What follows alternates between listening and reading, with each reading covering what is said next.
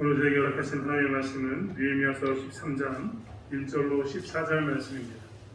느헤미야서 13장 1절로 14절 말씀.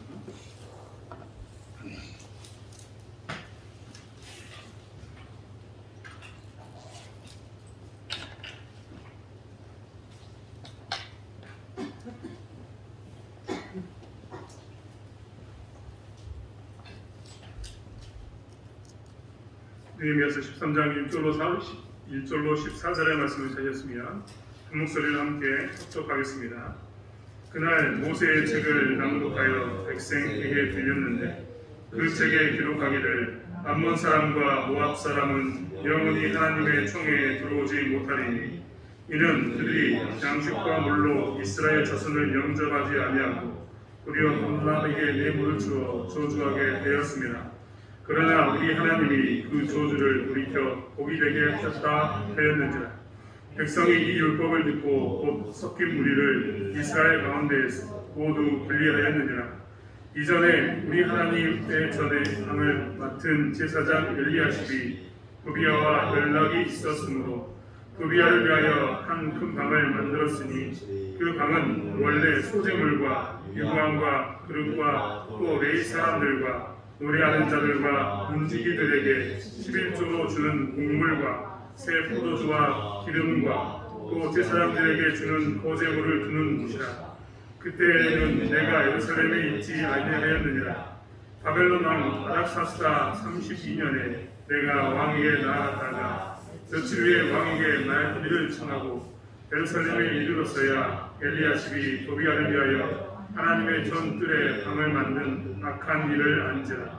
내가 심히 근심하여 도비야의 세간을 그 방 밖으로 다 내어던지고 명령하여 그 방을 정결하게 하고 하나님의 전의 그릇과 소재물과 유향을 다시 그리로 들여 놓았느니라.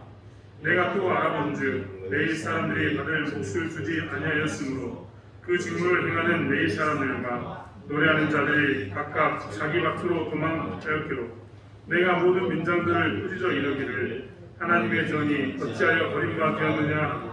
곧 레위 사람을 불러 모아 다시 제자리에 세웠더니 이에 온 유다가 곡식과 새 포도주와 기름의 11조를 가져다가 곳간에 드림으로 내가 제사장 셀레마와 서기관 사독과 레위 사람 부다야를 참고지기로 삼고 바다나의 손자 사콜의 아들 하나를 거금으로 삼았나니 이는 그들이 충직한 자로 인정되리라. 그 직분은 형제들에게 분배하는 일이었느니라. 내 하나님이여 이 일로 말미암아 나를 기억하옵소서.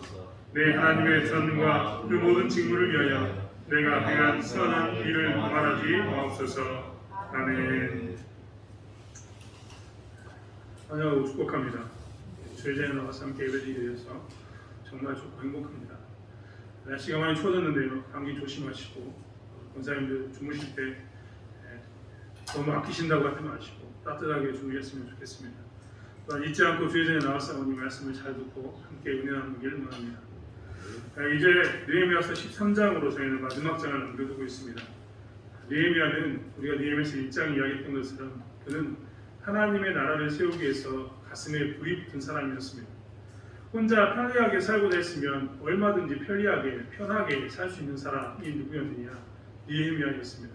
그런데 그는 그가 편하게 살 수 있는 모든 것을 버려두고 오직 고국 하나님의 나라를 세우는 일에, 그리고 하나님의 나라를 세우기 위해서 성벽을 세우는 일에 그가 모든 목숨을 다해서 충성을 다해서 행했던 것을 보게 됩니다. 12장까지의 말씀을 통해서 느헤미야가 성전을 어떻게 세웠으며 또 성전 이후의 말씀을 통해서 이스라엘 백성들이 어떻게 회복되었는가, 하나님 앞에 나아갔는가를 우리는 너무나 잘 들었습니다. 그리고 잘 보았습니다. 그런데 이제 느헤미야서 13장에 오면 또다시 느헤미야는 개혁 가운데 나가 있는 것을 보게 됩니다. 개혁이라는 게 다시 만든다는 겁니다.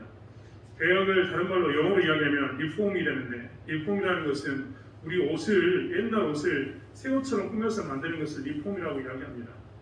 집을 새로 꾸미는 것도 리모델링이라고 이야기하는데 그렇게 바꾸는 것이 개혁입니다. 옛 것을 바꾸어서 새 것을 만드는 것이 개혁인데 느헤미야는 또다시 개혁 가운데 놓이게 됩니다. 왜 개혁 가운데 그가 다시 무엇인가를 바꾸려고 하는 것 가운데 그가 또 놓였느냐? 그 이유는 사실 느헤미야가 느헤미야가 성벽을 세우고 난 이후에 잠시 그가 페르시아로 가 있었기 때문입니다. 오늘 본문에 보면 성경에 있다 보면 우리가 봤던 것처럼 그때는 자기가 그곳에 있지 않았다라고 표현합니다. 그때 그가 그곳에 있지 않았던 이유가 무엇이냐면 그때 이전에 아닥사스다 왕과 함께 약속을 했던 것을 지키기 위해서 돌아갔기 때문입니다. 유다의 총독으로 올 때 느헤미야의 직분이 뭐였습니까? 느헤미야의 직분은 왕의 근거리에서 왕의 목숨을 책임져주는 사람이었습니다. 비록 판관이었지만 정말 중추적인 사람이었던 겁니다. 그래서 왕은 느헤미야가 예루살렘에 머무는 것을 원치 않았고 고국을 회복하고 난 후에 돌아오기를 원했습니다. 그래서 느헤미야는 돌아갔던 겁니다. 성경에 의하면 아닥사스다 왕 20년부터 32년 동안 느헤미야는 예루살렘에서 머물렀습니다. 그리고 아닥사스다 왕 32년에 어디로 갔느냐? 잠시 몇 년간 페르시아로 가서 아닥사스다 왕을 다시 섬겼습니다. 그리고 그 몇 년이 지나고 난 후에 다시 왕의 재가를 맡아서 그는 예루살렘으로 돌아왔습니다. 예루살렘으로 돌아왔는데 그럼 그 2, 3년, 몇 년간의 여가 동안 예루살렘이 어떻게 되었을까요? 여러분 한번 생각해 보십시오. 무려 10년이 넘게 그 땅을 머물면서 성벽을 세우고 사람들을 세웠습니다. 그렇다면 내심 기대가 있는 것 아니겠습니까? 내가 이제 고향으로 다시 돌아가면 성벽이 세워져 있을 거고 하나님의 사람들은 예배를 드리고 있을 거고 그전에는 예루살렘 성벽이 황폐해져 가지고 사람을 뽑아가지고 예루살렘에 사람을 살게 하자 집을 짓자라고 이야기했는데 이제 이때쯤 되면 뭔가 좀 완성된 모습으로 멋진 모습이 기다릴 거라고 그는 이 예루살렘으로 돌아갔을 것입니다. 그런데 예루살렘에서 기다리고 있었던 것은 그런 멋진 정말 아름다운 모습에 무언가 이루어지는 결과물이 아니라 다시 예전으로 돌아가 있는 예루살렘을 보게 되었습니다. 비록 성벽은 무너지지 않았고 성전도 무너지지 않았지만 성벽이 있을 때나 성전이 있을 때나 성벽이 없을 때나 성전이 없을 때나 두 사이에 차이가 없을 만큼 과거의 모습으로 돌아가 버린 겁니다. 성벽이 있으면 성전이 있으면 하나님과의 긴밀한 관계성 속에서 하나님과의 바른 관계를 맺고 하나님 은혜 가운데 살아야 되는 게 마땅한데 성벽이 있고 성전이 있음에도 불구하고 그들은 뭐였느냐? 하나님이 없는 사람처럼 다시 예전으로 돌아갔다는 겁니다. 건물은 남아있는데 사람은 다시 옛날로 돌아가 버린 그런 모습 가운데 놓여있는 게 지금 예루살렘의 모습이었습니다. 그 중에 대표적인 것이 무엇이었느냐? 오늘 본문에 보면 이 느헤미야가 돌아와서 깜짝 놀란 것이 있었는데 그것은 5절에서 이야기한 것처럼 4절과 5절에서 이야기한 것처럼 4절 이전에 우리 하나님의 전의 방을 맡은 제사장 엘리야십이 그러니까 제사장 엘리야십이 이 하나님의 전에 대해서 총괄하는 사람이었는데 방을 관리하는 사람이었는데 그가 누구와 연락을 닿냐면 도비아와 연락이 있었습니다. 여러분 우리는 도비아를 너무나 잘 알고 있습니다. 이 도비아가 누구였습니까? 이스라엘이 성벽을 세우려고 할 때마다 옆에서 괴롭혔던 사람이 이름이 나왔는데 그 중에 대표적인 사람 이름이 누굽니까? 도비아였습니다. 이 도비아는 어떤 사람이냐면 성벽을 지을 때마다 사람들에게 조롱하면서 성벽을 못 짓게 방해했던 사람이 대표였다는 겁니다. 우리나라도 주적이 누군가로 늘 말이 많습니다. 주적, 진짜 우리의 1번 적은 누구냐? 비록 남쪽과 북한으로 나눠져 있기 때문에 우리의 주적이 누구냐라고 이야기하면 우리의 주적은 누굴까요? 남쪽과 북한으로 나눠진 이 사전 때문에 우리의 민족인 북한이 주적이다라고 이야기합니다. 그래서 주적을 세울 때마다 어떻게 같은 민족이 주적이 되냐라고 이야기하면서 주장하는 사람들이 있습니다. 그만큼 주된 적, 1번으로 묻힐러야 할 사람, 여러 가지 상황 가운데서 우리가 그 사람은 반드시 대비해야 할 사람이 누구였냐면 이 주적입니다. 그런데 이 주적 중에 주적이 누구였습니까? 이 도비아였습니다. 이 도비아는 정말 어떻게 그의 삶을 그가 어떻게 사는지 지켜보면서 그가 이스라엘을 괴롭히려고 할 때마다 어떻게 합니까? 날카롭게 지켜보아서 그가 이스라엘에게 접근하지 못하도록 혹시라도 접근하면 그에게 있어서 접근하지 말라고 밀어내야 되는 사람이 누구였느냐? 이 도비아였는데 그가 지금 어디 와 있느냐? 오늘 말씀을 봤더니 하나님의 전에 들어와 있습니다. 하나님의 전에 방을 맡은 제사장 엘리야십과 도비아가 연락이 되어서 도비아를 위한 큰 방을 만들었다는 겁니다. 큰 방. 도비아를 위한 큰 방을 만들어서 어떻게 했느냐? 도비아에게 주었습니다. 사실 이 방은 어떤 방이 되었어야 했느냐? 원래의 목적은 소재물과 유황과 그릇과 또 레위 사람들과 노래하는 자들과 문지기들에게 11조를 주는 곡물, 새 포도주와 기름과 또 제사장들에게 주는 거제물을 주는 것이 그 큰 방의 원래 목적이었는데, 하나님을 섬기는 자들을 위해서 그 물건을 비추게 두고 하나님의 제사를 위해서 준비할 도구들을, 제사를 위해서 준비할 도구들을 놔두는 것이었는데, 그것들을 다 비워버리고 어떻게 했다고요? 주적이라고 이야기했죠. 이 사람만큼은 어떻게든지 교회에 들어오는 것을 막아야 한다고 이야기했던 그 사람을 위해서 방을 내주었다는 겁니다. 이것이 잠깐 느헤미야가 페르시아로 들어가 있는 동안, 잠깐의 시간을 비운 동안 이스라엘 땅에 있었던 첫 번째 대표적인 사건이었습니다. 느헤미야는 깜짝 놀랐을 겁니다. 왜 이 깜짝 놀랄 만한 사건입니까? 먼저는 여러분 한번 생각해 보십시오. 하나님의 전에는요, 누구만 있어야 됩니까? 하나님만 있어야 합니다. 우상이 절대 들어와서는 안 되는 곳이 어디입니까? 하나님의 전, 하나님이 계시는 곳입니다. 사실 이 도비아를 위해서 방을 얻었다, 이 말이 별것 아닌 것처럼 보이지만, 그럴 수도 있지라고 이야기할 수도 있겠지만 사실은 전혀 그렇지 않습니다. 도비아를 위해서 한 방을 만들었다, 이 말은 무엇이냐면 도비아가 섬기는 신도 그들이 인정하겠다라는 말이 되어버리기 때문입니다. 도비아가 여호와의 전에 들어왔다 그러면 여호와의 전에 지금 누가 들어왔느냐? 도비아가 섬기는 신이 들어왔다라는 이야기가 되어버린다는 겁니다. 여러분, 이스라엘 백성들에게 가증한 우상들이 여러 있었는데 그 중에 주변에 있었던 이 암몬 족속이 섬겼던 신이 누구였습니까? 밀곰과 몰록이었습니다. 도비아가 이런 일들을 행한 겁니다. 밀곰과 몰록 같은 신들을 여호와의 전에 가져와서 섬기는 일들을 했습니다. 즉 다른 말로 이야기하면 다시 이스라엘이 어떻게 되어버렸냐면 종교가 섞이는 일 가운데 놓이게 된 겁니다. 여러분, 우리는 이스라엘이 왜 멸망했는지 너무나 잘 알고 있습니다. 이스라엘이 다윗 시대 때 가장 하나님의 은혜를 많이 누렸습니다. 솔로몬의 시대도 은혜를 누렸지만 솔로몬의 시대 때부터 이스라엘이 멸망의 길로, 쇠락해서 가는 길로 가게 되다가 결국 망하게 됩니다. 그때 어떻게 그것이 멸망의 길로 가게 되었는가에 대해서 열왕기상이 잘 기록하고 있는데, 열왕기상 11장 6절부터 8절의 말씀은 이렇게 기록하고 있습니다. 솔로몬이 여호와의 눈 앞에서 악을 행하여 그 부친 다윗이 여호와를 온전히 쫓음같이 쫓지 아니하고 모압에 가증한 금오스를 위하여 예루살렘 앞 산에 산당을 지었고 또 암몬 자손에 가증한 몰록을 위하여 그와 같이 하였으며 저가 또 이족 후비를 위하여 다 그와 같이 한지라. 저희가 자기의 신들에게 분양하며 제사하였더라. 즉, 이 쇠퇴했던 이스라엘이 몰락했던 주된 이유 중에 하나가 무엇이냐면 하나님만이 이스라엘의 하나님이 참 신이어야 되는데 하나님을 섬기는 것 외에 그곳 안에 수많은 잡신들을, 우상들을 가졌기 때문에 이스라엘이 멸망하기 시작한 겁니다. 그런데 그때는 그나마 예루살렘 성전 안에 들어오진 않았는데 오늘 느헤미야가 돌아보니까 성전 안에 누가 들어와 있습니까? 이 도비아가 들어와 있는 겁니다. 우상이 들어와 있었다는 겁니다. 끔찍한 이야기입니다. 이스라엘 백성들에게 있어서 이 우상이 들어온다는 것은 무엇이냐? 혼합주의가 온다는 것은 무엇이냐? 이스라엘 백성들의 이 사람을 위해서 하나님 말씀에 깨어있는 사람들은 이 사람들이 이 혼합주의가, 즉 이방의 신이 여호와께 들어오는 순간 이스라엘은 또 정말로 또 나라가 없어지는 그 일로 간다는 것을 너무나 잘 알고 있었던 사건입니다. 이스라엘이 지난 70년 동안 이방 땅에서 머무르면서 성전이 해파됐던 주된 이유가 이 우상 때문에, 우상을 섬기는 것 때문이었는데, 다른 말로 이야기하면 하나님도 섬기고 우상도 섬기는 이런 혼합주의였는데, 지금 다시 누가 제사장 엘리야십이 도비아를 불러다가 하나님이 전에 우상을 섬기는 일을 같이 하게 되니까 느헤미야가 깜짝 놀란 겁니다.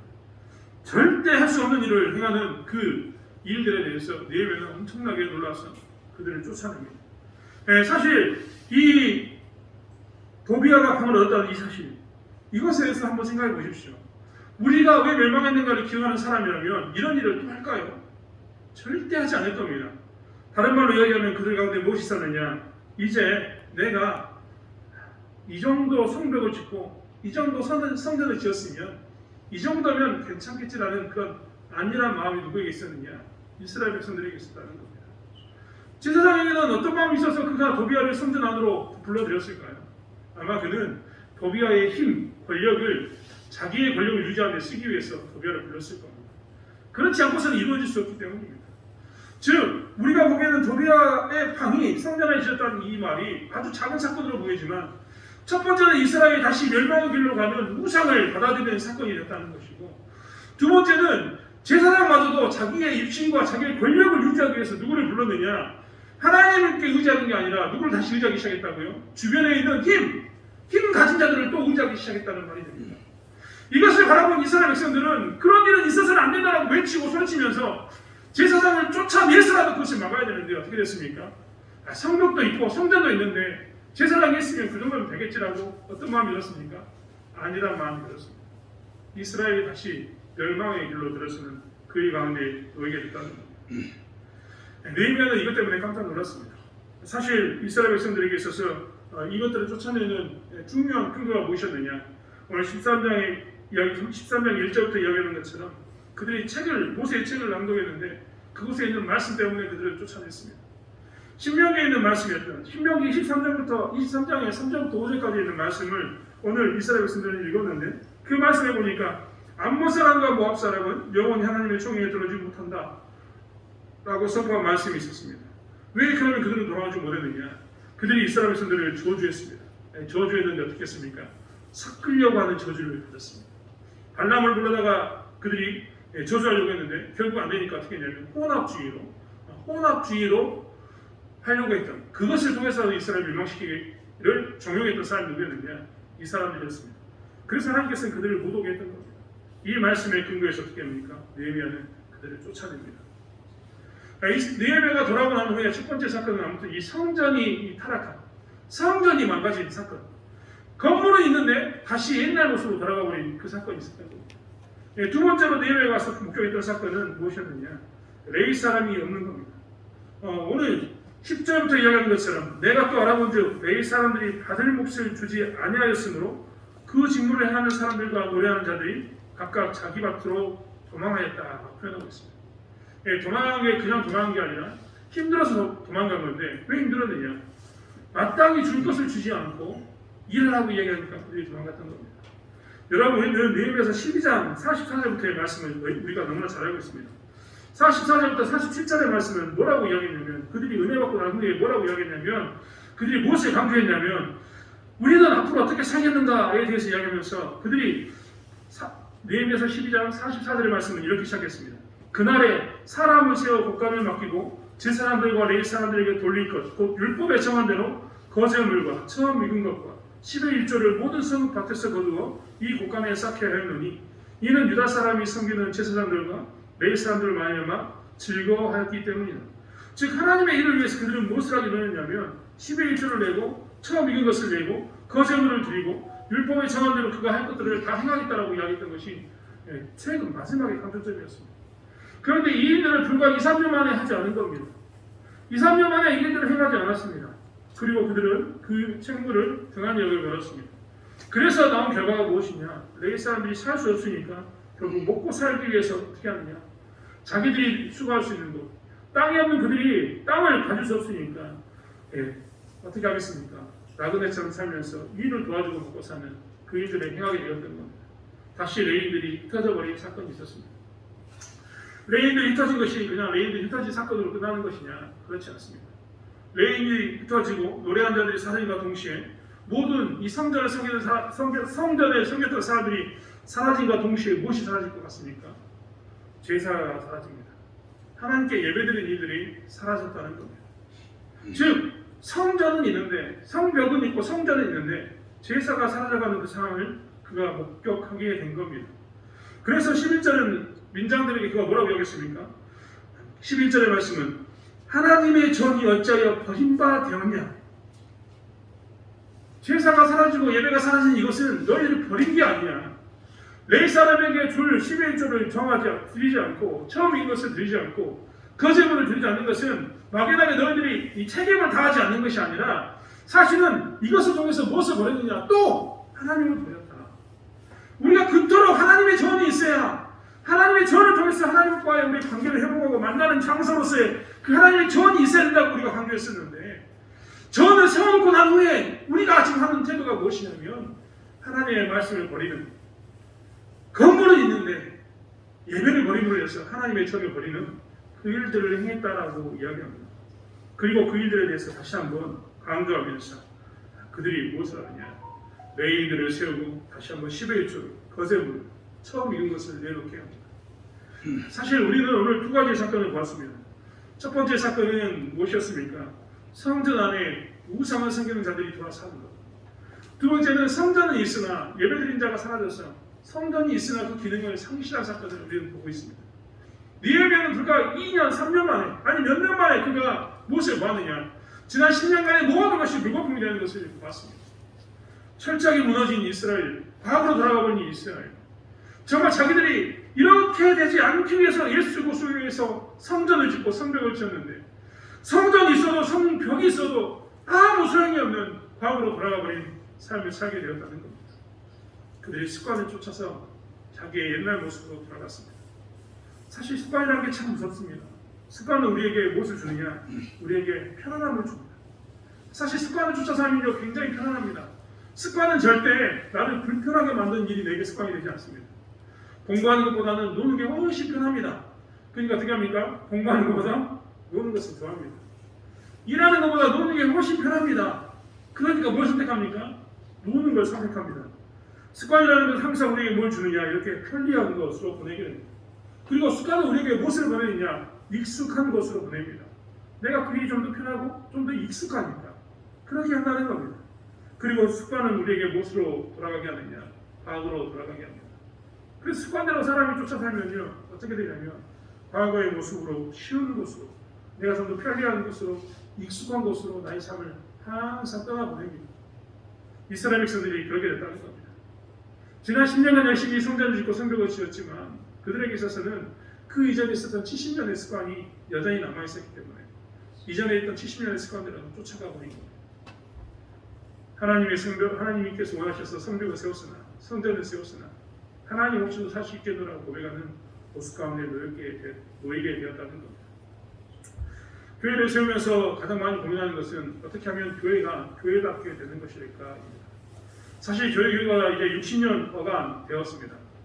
교회가 60년 동안 무엇을 지켰습니까? 복음을 지키고 말씀을 지켰습니다. 성경에서 히브리서에서 말하는 것처럼 우리는 마치 이어달리기라는 개주, 이어달리기라는 그 선수들처럼 한 명씩 한 명씩 신앙의 선배들의 바톤을 받아서 여기까지 왔습니다. 우리 교회는 다시 한번 신앙 안에서 무엇을 흘려보내야 되느냐? 교회다움을 흘려보내야 됩니다. 다음 세대로 교회다움을 흘려보내는 것이 우리의 소유일 줄 믿습니다. 교회가 그렇게 교회다움을 지키고 가는 것이 무엇이냐면 진짜 교회입니다. 그러면 교회다움을 지키기 위해서 우리는 무엇을 해야 할까요? 사실 우리의 교회다움이라는 것은 우리의 교회에 대한 정체성 아니겠습니까? 교회의 정체성을 세워가는 것은 누구냐? 개인이 어떠한 생각을 가지고 있는가, 어떠한 사고를 가지고 있는가에 따라서 교회의 정체성은 지켜집니다. 사실 교회의 정체성을 지키기 위해서 우리는 교회들에서 나와서 예배드리는 우리는 모두 예수 그리스도의 십자가의 은혜를 알아야 합니다. 인격적으로 내가 예수님을 만나고 내가 십자가의 은혜 가운데 내가 서 있다라고 이야기하는 이것이 우리 가운데 꽉 차야 합니다. 이게 기본입니다. 그 이후에 이 예수 그리스도를 통해서 말씀이 새롭게 해석되어지고 말씀을 통해서 나의 삶을 하나하나 세워가는 것. 말씀으로 기준을 세워가는 게 무엇이냐면 우리의 정체성을 만들어가는 그 모습입니다. 이것이 개인의 정체성을 만들어가는 모습이라는 겁니다. 하지만 그것은 개인의 정체성입니다. 그럼 예수 믿는 사람들이 모여서 교회가 되는데 이 교회의 정체성은 어떻게 그럼 세워가야 될 것입니까? 사실 우리는 개인의 정체성뿐만 아니라 교회의 정체성, 변질되지 않는 교회다움을 지킬 수 있는 교회를 만들어야 됩니다. 목회자로서 제일 고민되는 것, 사실 그동안 부교육자로 있으면서 제일 아쉬웠던 것들은 제가 청년사역을 오래 하고 중고등부 사역을 오래 했었는데 중고등부 아이들이 어떻게 잘하는가를 정말 보고 싶었습니다. 이 친구가 고3을 마치고 대학생이 되면 어떻게 되어 있을까? 이 친구가 대학생을 마치고 그 다음에 청년이 되면 어떻게 되어 있을까? 이게 너무나 보고 싶었습니다. 청년들을 볼 때도 마찬가지입니다. 이 아이들이 어떻게 될까라는 것을 늘 기대하고 살았습니다. 정말 감사한 것은 하나님께서 저를 보내시는 자리마다 정말 저는 제 스스로가 생각해보면 정말 저는 나쁜 놈인데, 죄인인데, 정말 부끄러운 짓을 너무 많이 한 사람인데 은혜를 느껴서 청년들이 항상 넘치는 교회가 되었습니다. 그래서 청년들과 함께 항상 뜨겁게 재밌게 신앙생활을 하고 점점점 청년들의 이 숫자가 늘어나고 청년들이 하나님께 사모하는 모습을 보는 것이 저에게는 굉장히 큰 기쁨이고 즐거움이었습니다. 그런데 시간이 지나면 부교육자는 떠나야 되지 않습니까? 부교육자는 교회를 길게 세기를 보내니까 떠나게 됩니다. 떠나고 난 후에도 여전히 저는 무엇이 보고 싶냐? 걔들은 어떻게 됐을까? 어떻게 신앙생활하고 있을까? 어디로 가고 있을까? 그때 이 어려움이 있었는데 어떻게 이겨냈을까? 이런 것이 늘 궁금하고 그리웠습니다. 정말 감사하게도 또 가끔 이렇게 전화가 옵니다. 청년들이 저에게 전화를 하고 예전에 있던 그 아이들이 전화를 하게 되면 그들 중에서 이야기를 듣습니다. 이야기를 들을 때마다 늘 제가 생각하는 것은 무엇이냐? 제가 가는 곳에 아무리 많은 사람들이 부흥하고 저와 함께 신앙생활을 했지만 제가 얻고 난 이후에 교회가 힘들어지고 청년들이 흔들리고 그 다음에 신앙의 성장이 없는 것이 과연 옳은가에 대한 모습에 저는 늘 고민하게 되었습니다. 정말 제가 말하는 것은 무엇이냐면 제가 있으나 없으나 목회자가 한 사람 바뀌나 안 바뀌나 사람들이 영적으로 늘 깨어있고 청년들이 하나님 앞에 불일듯이 정말 깨어있어서 말씀과 기도하고 열심을 내고 하나님을 위해서라면 목숨을 내는 그 청년다움을 정말 지키고 살 것을 정말 꿈꿨는데 이 아이들이 목회자가 바뀐과 동시에 어떻게 되냐면 많이 힘들어하고 지쳐하고 그 다음에 점점점 이 쇠락해져가는 모습을 볼 때마다 그럴 때마다 내 안에 들 생각은 무엇이었냐면 내가 정말 목회를 똑바로 한 것일까? 내가 목회를 바르게 한 것일까? 내가 있었을 때는 잘 되는데 정말 죄송한 이야기입니다만 한 사람이 있었을 때는 잘 되는데 그 사람이 없다고 해서 교회가 멈추게 된다면 신앙이 흔들리게 된다면 그건 정말 참된 교회일까? 바르게 한 것일까라고 늘 고민하고 살았습니다. 그리고 되돌아봤을 때 제가 내린 늘 결론은 난 여전히 목회 가운데 청년 사역 가운데 실패했구나 라는 생각이 듭니다. 왜냐하면 내가 정말 청년들을 위해서 신앙을 세워놓고 했다면 그들이 내가 없어도 점점점 신앙이 좋아지고 사람이 바뀌든 안 바뀌든 간에 그들의 열심은 계속해서 유지돼야 되는데 그게 안 되는 것을 보면 무엇을 한 겁니까? 잘못된 모습 가운데 있는 것은 아닌가라는 생각이 든다는 것입니다. 아마 느헤미야도 그랬을 겁니다. 느헤미야도 분명히 자기가 떠난 시간 안에 사람들이 바뀌는 것을 보고 굉장히 많은 좌절을 가지고 있었을 겁니다. 하지만 느헤미야는 다시 무엇을 바꿉니까? 그들이 말하고 있는 교회의 구조를, 백성들의 삶의 구조를 다시 바꿉니다. 요즘은 우리는 무엇을 이야기하냐면 시스템이라고 이야기하는 이야기를 듣습니다. 영어로 시스템이라고 이야기하지만 사실은 정확히 이야기해보면 한국말로 표현해보자면 이 구조입니다. 구조. 우리의 삶의 구조를 어떻게 바꿀 것인가? 삶의 형식을 어떻게 바꿀 것인가? 혹은 교회의 형식을 어떻게 바꿀 것인가? 교회의 구조를 어떻게 바꿀 것인가에 따라서 무엇이 바뀌느냐? 그것이 오랫동안 이어지는 그 일들을 가지게 된다는 겁니다. 여러분 생각해 보십시오. 대통령이 바뀌어도 나라는 여전히 좋아야 합니다. 당연한 것 아니겠습니까? 목회자가 바뀌어도 여전히 신앙의 삶은 뜨거워져야 합니다. 하나님 더 나가기 당연한 것 아니겠습니까? 이것이 우리가 가져야 할 이 올바른 하나님에 대한 신앙이라는 겁니다.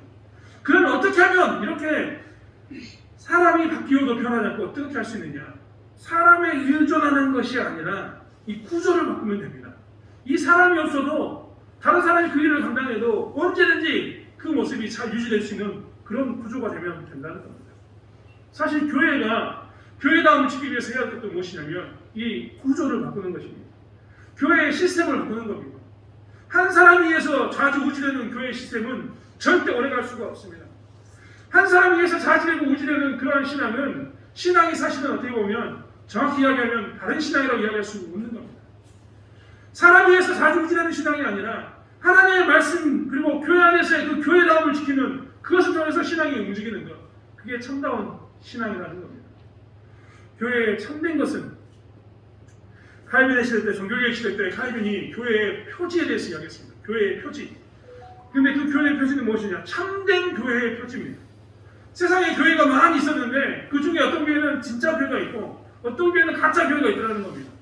칼빈이 보기에 그 참된 교회는 최소한 교회가 똑바른 교회, 올바른 교회는 3가지가 있어야 된다고 그는 이야기했습니다. 여러분 한번 생각해 보십시오.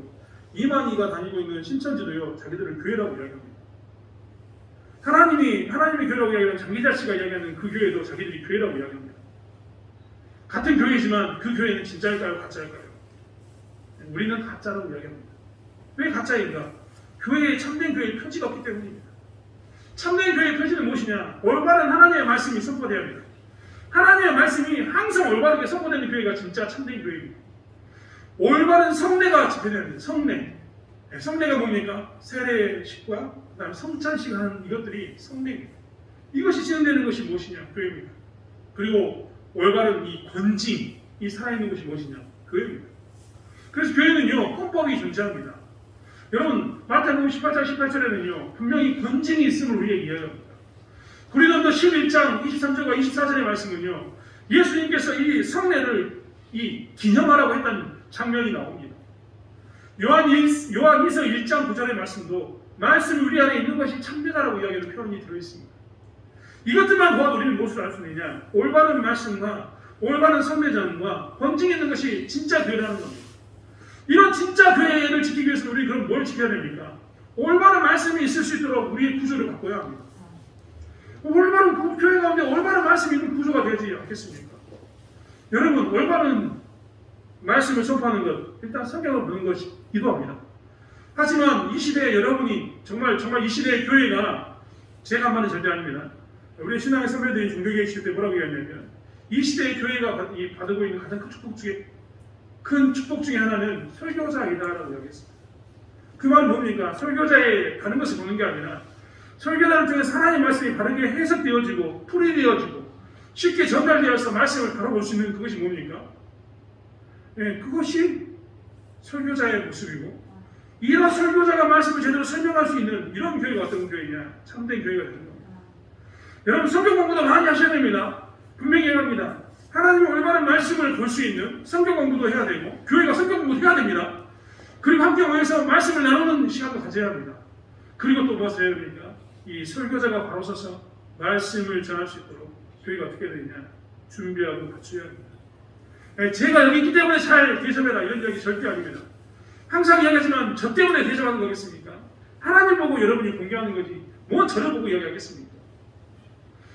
이런 것처럼 교회는 그래서 무엇을 해야 되느냐? 목회자가 말씀을 잘 전할 수 있도록 그리고 말씀을 잘 배울 수 있도록 구조를 바꿔야 합니다. 기회만 되면 저희 교회는 그래서 성경 공부할 겁니다.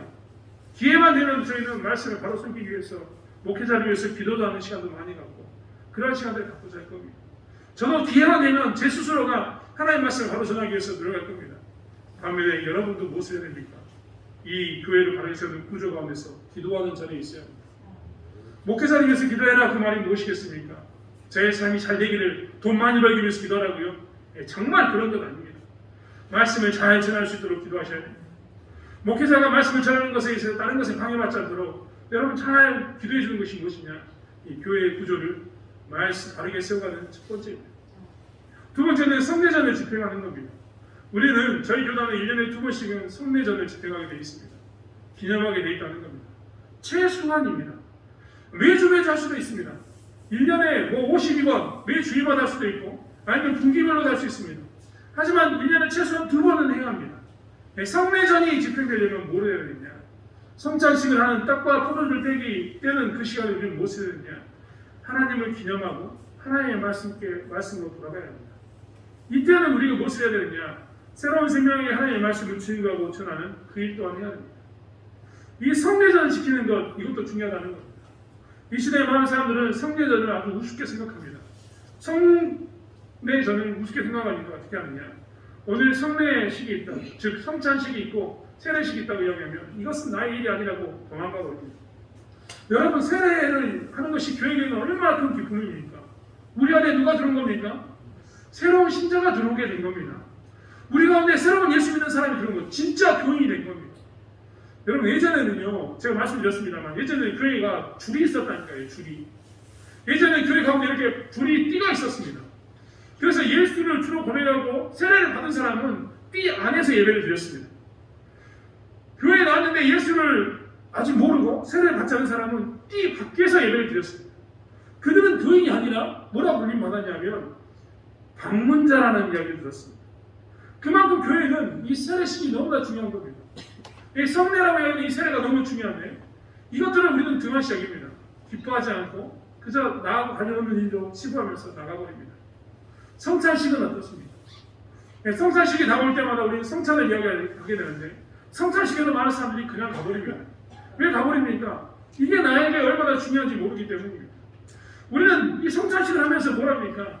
그의 피가 나의 피를 대신했다는 것을 고백합니다. 그의 몸이 나의 몸을 대신했다는 것을 늘 고백하고 삽니다. 내가 받은 은혜가 얼마나 큰가를 기념하는 그 시간이 언제입니까? 이 성찬식입니다. 막연하게 포도주 한 모금을 먹고 성찬 빵을 한 조각 먹는다 이게 아니라 그의 피가 내 안에 거하는 것, 그의 몸이 내 안에 거하는 것을 경험하는 시간, 그것이 언제입니까? 그게 이 성찬식입니다. 이것을 올바로 집행해야지만 교회의 담인 겁니다. 그래서 성례식과 성찬식을 위해서 교회는 잘 준비하고 구조화되어야 합니다. 이것들을 갖추는 모양을 갖춰야 된다는 겁니다. 마지막으로는 건징입니다. 우리 가운데도 건징이 있어야 합니다. 교회는 우리나라가 헌법이 있는 것처럼 교회만의 헌법이 따로 있습니다. 근간이 되는 헌법이 있다는 겁니다. 말씀을 가지고 치리하면서 건징하면서 헌법의 근거에서 우리는 치리하게 됩니다. 요즘은 많은 사람들이 교회에서 건징한다, 치리한다고 이야기하면 교회를 옮겨버립니다. 교회가 여기밖에 없냐라고 이야기하면서 떠나버립니다. 하지만 그렇게 되는 모습은 교회다움을 잃어버리는 모습입니다. 이 시대의 교회의 가장 큰 문제는 무엇이냐? 교회다움이 사라진 가장 큰 이유는 무엇이냐? 성도들이, 문제가 있는 성도들이 교회에 등록해도 그들을 받아준다는 겁니다. 이 교회에서 건징이 있어야 되는데 건징을 받아야 할 사람들이 난 건징 안 받겠다라고 교회를 떠나면 그 교회에서 그 사람을 안 받아야 되는데 그런 것을 무시하고 그냥 받는다는 겁니다. 그러다 보니까 교회에 무엇이 사라지냐면 건징이 사라졌습니다. 교회에서 잘못을 꾸짖는 일들이 사라지게 된다는 겁니다. 예배 시간에도 마찬가지입니다. 쓴소리를 한다고 이야기합니다. 내가 교회 가서도 내가 이런 쓴소리를 들어야 되냐고 많은 사람들이 이야기합니다. 하지만 교회도 건징은 반드시 있어야 합니다. 이것 또한 구조화되고 우리 가운데 정착되어야 합니다. 이것들이 갖추어졌을 때 우리 가운데 무엇이 되느냐? 교회의 다움이 유지됩니다. 그리고 그 교회의 다움을 유지했을 때 우리는 교회의 다움을 물려줄 수 있는 겁니다. 즉 이러한 모습으로 우리 구조를 바꿔가야 합니다. 교회의 모습을 바꿔가야 합니다. 말씀을 배울 수 있는 곳으로 바꿔가야 되고 성례가 바르게 집행될 수 있는 곳으로 바꿔가야 되고 건징이 살아있는 교회를 바꿔가야 되는 것이 우리 교회의 모습이어야 된다는 겁니다. 이것을 위해서 사실 우리는 무엇을 해야 되느냐? 바꿔야 합니다. 혹여라도 그런 일이 없겠지만 하나님께서 만약에 저를 데려가신다면 제가 없어도 교회는 여전히 바른 말씀의 선포와 바른 성례식과 바른 건징이 있는 교회가 되어 있어요. 혹여라도 우리 가운데 누가 한 명이 없더라도 우리는 여전히 바른 말씀과 바른 건징과 바른 성례를 할 수 있는 그런 곳이 되어야 된다는 것입니다. 이것이 교회입니다. 사랑하는 성도 여러분, 그래서 교회의 정체성을 찾는 것은 우리 안에 있는 이 시스템, 구조를 바꾸는 것에 있습니다. 느헤미야도 와서 철저히 다시 한번 무엇을 바꿉니까? 그가 분노하면서 심지어는 그 방을 정결하기 위해서 모든 것을 던져버리며 내어 던지는 일을 행하면서 뭐 했습니까? 그가 정결케 하는 이 하나님이 전에는 두 번씩 돌아갈 수 없는 그 구조를 이스라엘 백성들에게 각인시킵니다. 레위 사람들에 대해서도 다시 한번 그를 부르고 난 다음에 이스라엘 백성들에게 또 중용해서 무엇을 이야기합니까? 레위인들이 제사를 드릴 수 있는 공간을 만들 수 있도록 그들에게 다시 한번 10의 1조를 처음 익은 것을 드릴 수 있도록 이야기하게 됩니다. 구조를 철저하게 바꾼 것입니다. 사랑하는 성도 여러분, 우리는 무엇을 바꿔야 할까요? 우리는 교회다움을 지키기 위해서 무엇을 해야 할까요? 우리에게 필요한 것은 무엇입니까? 사실 우리도 마찬가지입니다. 우리에게 좀 더 편한 것은 옛날로 돌아가는 겁니다. 그렇지 않습니까? 교회에서 동야 같은 사람이 들었다고 해서 교회에서 내가 무슨 이야기를 하면 나 혼자 그 이야기를 하는 것처럼 보여서 불편할 때가 있습니다. 좋은 게 좋은 것 아니냐고 이야기할 때도 정말 많다는 겁니다. 하지만 우리는 무엇을 해야 됩니까? 어떤 때는 기꺼이 쓴소리도 하면서 하나님의 말씀이 아닌 것은 아니다고 이야기하는 그 일 가운데 있어야 합니다. 그리고 그 말씀을 지킴으로 해서 뭐합니까? 교회다움을 지켜가야 하는 것이 우리의 모습인 것을 보게 됩니다. 가끔은 이스라엘 백성들이 했던 것처럼 지난 70년간 했던 나의 습관대로 살 때가 있습니다. 편하니까, 그게 나에게 좀 더 편하니까, 나에게 좀 더 쉬우니까, 더 익숙하니까 그 일을 하고 싶을 때가 있습니다. 하지만 우리는 그 습관을 내어버리고 어떻게 합니까? 하나님께 나와서 하나님이 원하는 교회다움을 지킬 수 있는 구조로 부지런히 예수고 수고함으로 교회를 바꾸어 가야 합니다. 그렇지 않겠습니까? 여러분 한번 생각해 보십시오. 이제 말씀을 마무리하려고 하는데 제가 여러분에게 성경 공부를 하자라고 이야기하면 어떻겠습니까? 평온해 죽겠는데 이 밤에 뭐 이 시간 없는데 성경 공부하자 그러면 좋겠습니까? 하지만 성경 공부를 할 때는 해야 합니다. 내가 이 나이에 성경 공부를 할까? 하셔야 됩니다. 우리는 어떤 때는 해야 된다는 겁니다. 내가 지금 이 성찬식 세례받는 것이 무슨 의미가 있다 그런 마음이 듭니까? 아닙니다. 우리에게 큰 의미가 있음을 기억하면서 이것들을 세워가야 합니다. 우리의 건징이 무슨 소용이 있겠냐고 이야기하십니까? 아닙니다. 우리에게 이것은 큰 의미를 갖습니다. 이것을 세워갔을 때 교회의 다움이 세워지기 때문입니다. 다시 한번 저희가 하나님 앞에서 하나님의 교회를 세울 수 있는 일들을 감당해야 되는 저와 여러분이 되기를 원합니다. 청년들이 수련회 갔다 오면 은혜를 받고 3일을 넘기지 못합니다. 처음에는 눈물 콧물 다 흘렸던 그들이 집에 가면 잘합니다.